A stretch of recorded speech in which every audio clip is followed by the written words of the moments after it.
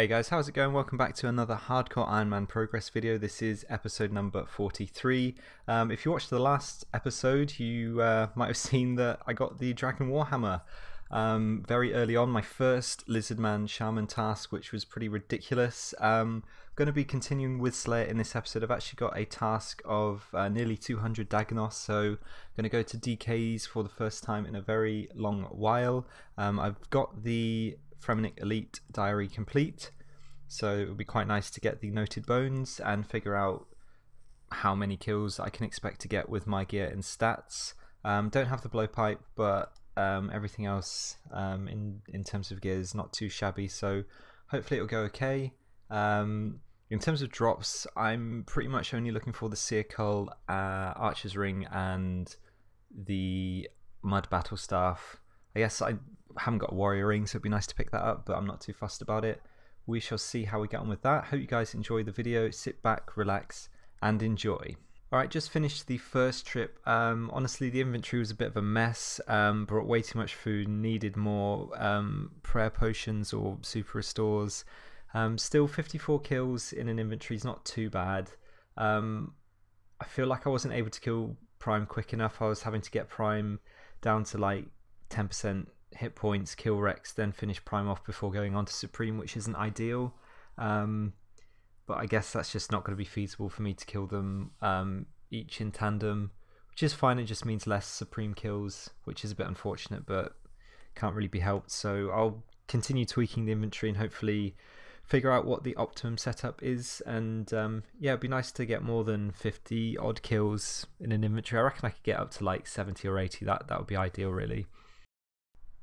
D-Med drop from Prime. I've got shit tons of these from Zora, but it's always nice to see them on the floor as a sort of normal rare drop, to be honest.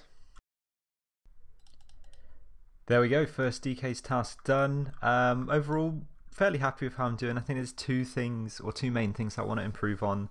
The first is DPS at Prime, which I feel like will be solved once I get the blowpipe anyway, especially if I get the Anguish, so can't really do too much about that at the moment. And the other thing is I'm not flicking or one-tick flicking because I don't know how to do it, to be perfectly honest. And I feel like that would really help extend my trips, so might look into doing that. Not sure if I feel comfortable one-tick flicking Prime, because obviously he can smack you like 50 or 60. I definitely didn't almost die when I entered the room and was setting up the rotation, by the way. But yeah, I'll enjoy doing these tasks in the future. Yes, there we go. That's the Occult Necklace. I don't think I've ever been so excited over a 400k drop, but that is going to be a really, really nice upgrade for a lot of things, this task included, Zora. So yeah, once we've got the next Zenite Shard and made the Anguish, I'm definitely going to head back and go for the blowpipe. Very pleased to get that. There we go, that's another big Black Demon task, so I'm quite optimistic that I'll be able to get a Zenite Shard and, like I said, make that into an Anguish and then head back to Zora, and we're going to pick up that blowpipe. Positive vibes. Got a hard clue from DKs, I believe. Let's see what we can get. Nice, Sammy Page, I'll take that. Missed the level, but that is 98 strength, so could very well be the next 99 on the account. My PC just froze at Demonic Gorillas, so I'm either going to log in and be on very low HP in the cave, which in itself is dangerous. I'm either going to be in Falador because my Ring of Life would have activated, or I'm going to be in Falador and I will have lost my hardcore status.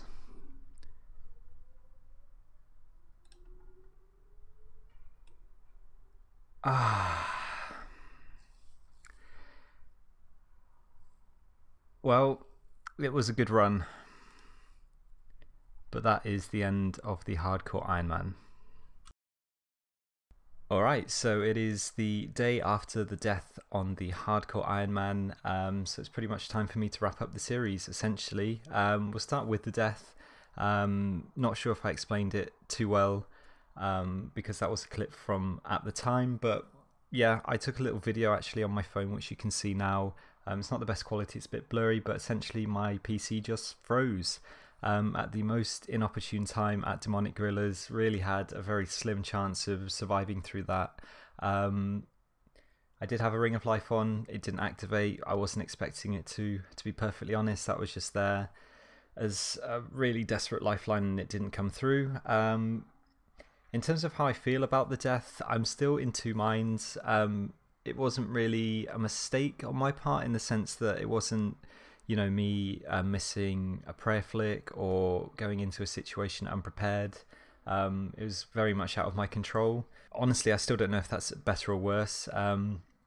But having had a little bit of time to think about it, I think if you start hardcore Ironman, you have to accept that at some point you are more than likely going to die on the account, and you're more than likely going to die to something that's out of your control. And I don't have another Ironman account. When I started this account, it really was my intention just to see how far I could get and then continue playing as a regular Ironman, which is what I am going to be doing.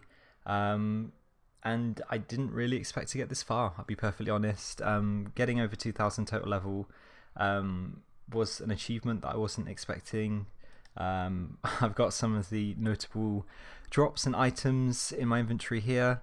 Most of these I wouldn't have expected to obtain on a hardcore Ironman, either just through pure RNG or just not expecting to get that far and that lucky. I mean, the Dragon Warhammer, you talk about a come down after Friday night, that was just such an unexpected drop, and then to follow it up with a death shortly after is a bit disappointing, but there we go. Completed Cerberus, which is a dangerous boss, so that was quite an achievement. Got lucky with a few things. The Imbued Heart, that was really exciting to get that. But yeah, all in all, I think I can be pretty pleased with what I managed to achieve on the hardcore Ironman, to be perfectly honest, finishing with rank 149, so only 148 other players that managed to do better than me before I died, so not feeling too disappointed, and looking forward to continuing the videos. I'm definitely going to be playing on this account, continuing the progress. There's lots of exciting things that I can do now that I don't have to worry about dying, so wilderness content, that sort of thing. I'm thinking of putting together like a little compilation video, I suppose, of just some of the better moments from the hardcore Ironman, just a short sort of 5-minute video. If that's something people would be interested in watching, let me know, because I think it'd be quite nice to have all of the achievements you know, under one video. That'd be quite a nice thing to do. But that's essentially it. I can't really think of anything else that I wanted to address in this video. Thank you guys for watching the hardcore Ironman series. I hope you've enjoyed it. I certainly enjoyed making it, and I'm looking forward to continuing the content as a regular Ironman. I'm not going to lie, the grey symbol does sadden me slightly. It looks a bit shit compared to the red one, but you know, them's the breaks. So yeah, I might get a little compilation video out this week or something, and then yeah, we'll be back for a new series, the Ironman progress videos. Hope you guys will join me for that. Thank you for watching. Take care.